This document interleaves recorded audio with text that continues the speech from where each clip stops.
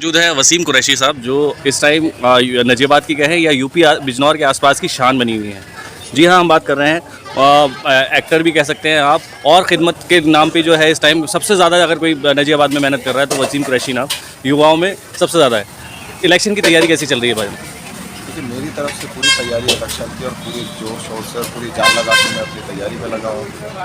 जैसा कि चुनाव घोषित हो चुके हैं, डेट आ चुकी है, सब अपने अपने टिकट के प्रयास में लगे हुए हैं, मैं भी लगा हुआ हूँ। अगर पार्टी टिकट देती है और मुझे मौका मिलता है तो पूरी तरह से पार्टी की सेवा और समाज सेवा करने में मेरा जज्बा सबसे आगे रहा है। तो मैं पूरे दिल से पार्टी की सेवा करूँगा और लोगों की खिदमत करूँगा। इसमें एक सवाल ये भी आ रहा है कि अगर पार्टी से टिकट नहीं होता उसके बाद भी क्या आप इलेक्शन लड़ेंगे या नहीं लड़ेंगे? नहीं, मैं पार्टी का एक वफादार सिपाही।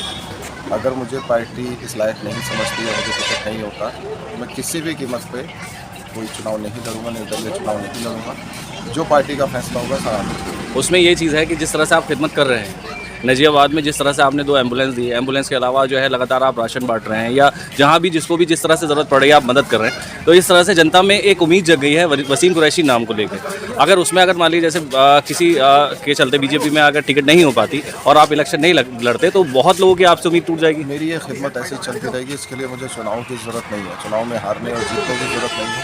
दरअसल मैं चुनाव लड़ना चाहता था और अच्छे से खिदमत करने के लिए, और सारी चीज़ें मैं अपने जेब से या पर्सनल खर्चों से नहीं कर सकता। जो ये मैं खिदमत करता हूँ ये अपने पर्सनल खर्चों पे करता हूँ, इसका मेरा चुनाव से लेना देना नहीं है।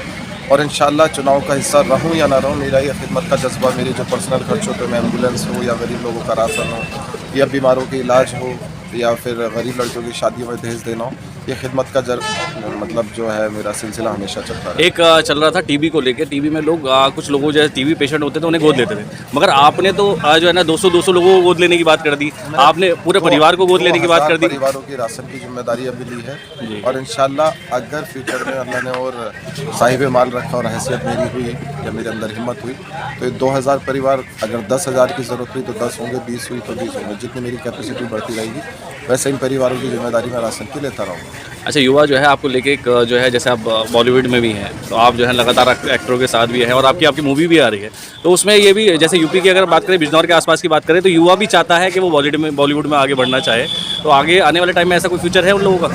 जी बिल्कुल है। मैं बहुत जल्दी एक ऑडिशन जिले लेवल पर करने वाला हूँ जहाँ से कुछ आर्टिस्ट जो जिस फील्ड के युवा होंगे, चाहे वो एक सिंगिंग में हो, एक्टिंग में हो, डांसिंग में हो, मेरे से जो बनेगा उनके लिए मैं करूँगा। मैं मोहम्मद फराज, आप देख रहे थे वसीम कुरैशी साहब जो नजीबाबाद क्या पूरे यूपी में फेमस हैं अपने खिदमत को लेके, और उसके अलावा बॉलीवुड के बहुत सारे एक्टर ये यहाँ पे लेके आ गए। उसी के अलावा बीजेपी से टिकट होने की उम्मीद है, अब देखते हैं आगे क्या होता है कि टिकट होगी या नहीं होगी। आप जुड़े रहे कीरतपुर न्यूज़ के साथ। चलिए।